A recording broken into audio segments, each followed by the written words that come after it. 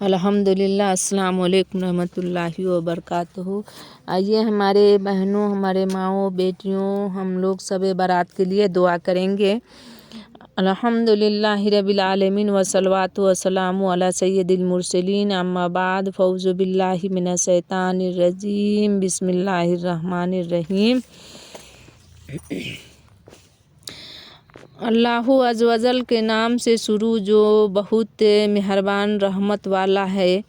اے اللہ عز و جل، اے احسان کرنے والے کی جس پر احسان نہیں کیا جاتا، اے میرے شان و شوکت والے، اے فضل و انعام والے، تیرے سوا کوئی معبود نہیں۔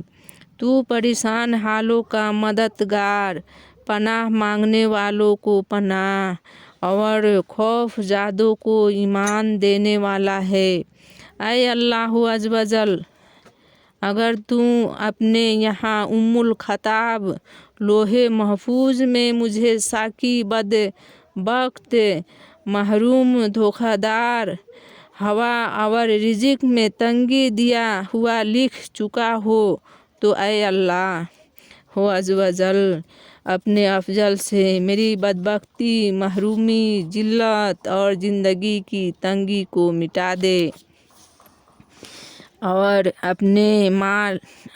اپنے پاس الخطاب میں مجھے خوش بخت رزق دیا ہوا اور بھلائیوں کی توفیق دیا ہوا ثابت تحریر فرما دے کہ تو نے ہی تیرے نازل کی ہوئی کتاب میں تیرے ہی بھیجی ہوئی نبی صلی اللہ تعالی علیہ وسلم کی زبان پر فرمایا، اور تیرا ہی فرمانا حق ہے کہ اللہ عز و جل جو چاہے مٹاتا ہے اور ثابت کرتا ہے، لکھتا ہے، اور اصل لکھا ہوا اسی کے پاس ہے۔ یا خدایا اللہ عز و جل، تجلی اعظم کے وسیلے جو نصف شعبان المکرمہ کی رات میں ہے کہ جس میں بانٹ دیا جاتا ہے جو حکم والا کام اور ٹل کر دیا جاتا ہے۔ یا اللہ مصیبتوں اور بخشوں،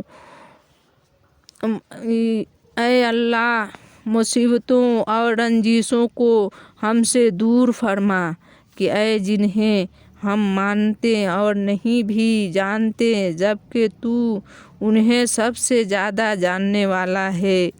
بے شک تو سب سے بڑھ کر عزیز اور عزت والا ہے۔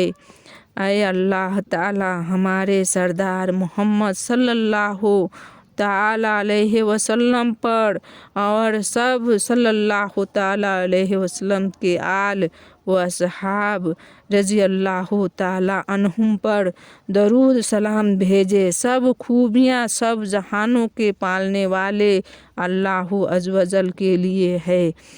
الحمدللہ۔ اللہ اکبر۔ السلام علیکم رحمۃ اللہ وبرکاتہ۔